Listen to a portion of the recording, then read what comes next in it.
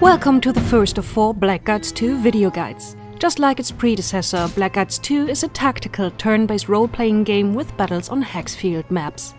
After part 1 we optimized many of the game mechanics, although the basics are still the same. So we'll just go over these basic gameplay elements quickly before concentrating on the changes. In the Blackguards series, you are maneuvering your units turn-wise on Hexfield battle maps. Using the mouse wheel you can change the camera angle. Click on a hex field to move your unit there, to interact with an object there, or to attack an enemy. Each unit can either move a long distance, or only move a short distance and perform an action, such as attacking or using magic. These two categories of range are displayed by using different colors to highlight the hex fields. A circle UI showing possible actions in more detail opens when you right-click. Here you can choose from special maneuvers or spells to attack your opponents. These will cost you certain resources. When a unit has spent its action, it's the next character's turn. The sequence of turns is displayed in the portrait bar at the bottom of the screen. Here you can see the crucial information for every unit on the map. For every completed map, your units earn experience points, which can be used to level them up. By visiting merchants, you can buy new armor and weapons to maximize your chances in battle. During dialogues with NPCs, you have to make decisions and thereby influence the story of the game. You want to know more and haven't played Blackguards 1? Then we recommend you either catch up on that or take a look at the 4 Blackguards 1 guide videos you can find here on our channel. But what has changed and how will you be able to use the new features to your advantage? Let's start with the obvious. After finishing the game's tutorial, you will get access to the strategy map. Here you can choose which mission to start and which location to conquer next. In Blackguards 2, you are the commander of a small army of mercenaries. This army can only be moved along paved roads. Therefore, you have to gain access to most of the missions by conquering the nodal points of the road network. Over time, you will have more and more possibilities where to send your forces. Purple flags show that a settlement is in the hands of your opponent. Your own bases are marked in dark blue. Mouse-over displays tell you how difficult a battle is going to be and what kind of rewards you are going to get. Gold, equipment, or special experiences and thus special abilities for your units. More information is displayed only if you did some reconnaissance beforehand, by wisely interrogating prisoners or buying some intel from your spy wreath. Shinna breeds whole hordes of insects below the mountain, and the leapers of Ticates have also been spotted there. This money is well spent, as you will be better able to decide which road your army should take. Some locations on the map are important for the story and therefore strategically essential.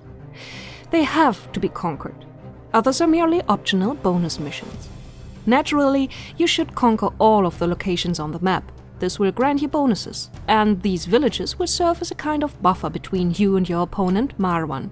Once in a while, he will try to reconquer one of the settlements, which will force you to defend the place using your mercenaries. But he can only attack locations that share a border with regions he is currently controlling. But more on this in a minute. Before going into battle, you always should be sure that your units are well equipped. Spend your money on new armor, potions and arrows, so you won't run out of supplies in the middle of the fight. Armor sets that consist of fitting pieces of gear will grant you a special bonus. The way you choose will, together with other factors like dialogue options, determine the course of the story in Blackguards 2, concerning little details as well as the big finale. As opposed to Blackguards 1, in the second installment you don't just have a handful of hero characters at your service, but a group of mercenaries. Altogether you can send up to 10 units into a battle, although you will have to unlock this number first. Among these 10 units, there always has to be at least one hero character. Mercenaries can be sword fighters, archers, spear fighters, and later on magicians and heavy troops like the gigantic Black Ogre. When starting a battle, you choose which units you want to send. If your tactics don't work out, you should perhaps try a different combination of units. Your mercenaries offer a wide variety of talents, so it's not really dramatic if you skilled your heroes in a way that doesn't seem to be fitting in your current situation, or if several of your heroes are specialized in a similar way. Problems like these can be compensated for by the mercenaries to a certain degree. By the way, you don't have to pay your mercenaries, but you won't be able to level them up the same way as your heroes either. Advancing your mercenaries happens by conquering certain locations.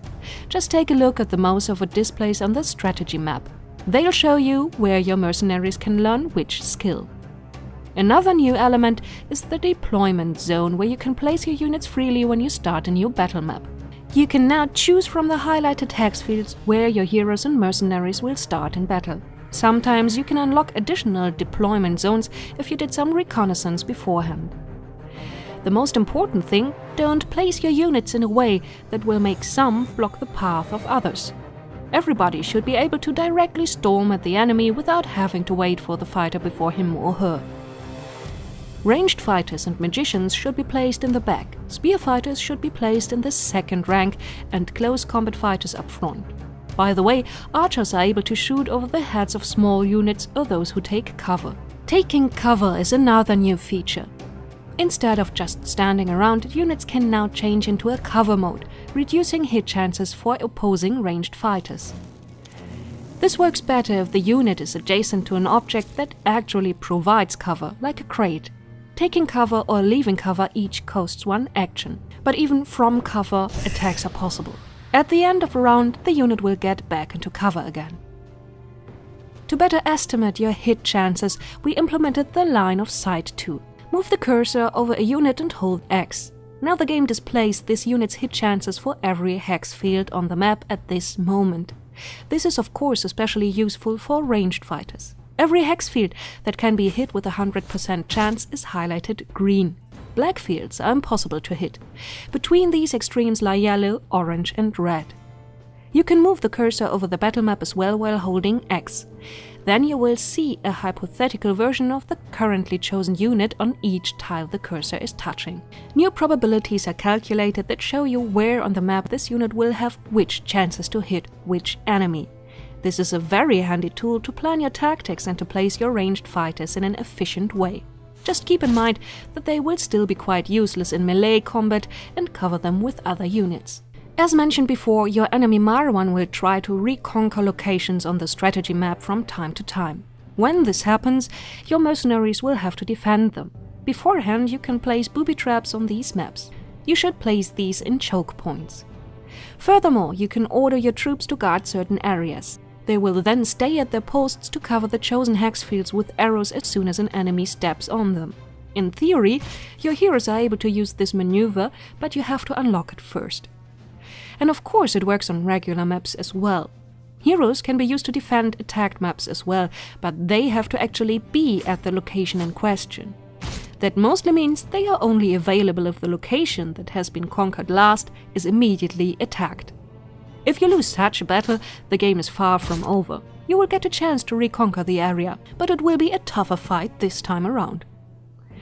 Between 2 missions, you can always visit your base camp. There you can meet special tutors and merchants to improve your skills and gear.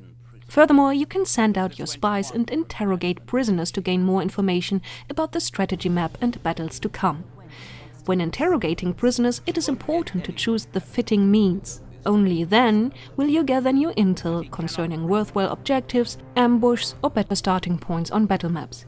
If you choose the wrong options, you will probably be misinformed, which is never a good thing in war. We've got your daughter, and although it may seem otherwise, we're not friendly people. The Great Shaper knows of no daughter. Kill me or be gone, but spare me your incessant prattling. That's it, but we're not done yet. We very much improved the Blackguards rule system to grant a better overview and more tactical possibilities. We'll show you how that works out in detail in the next video.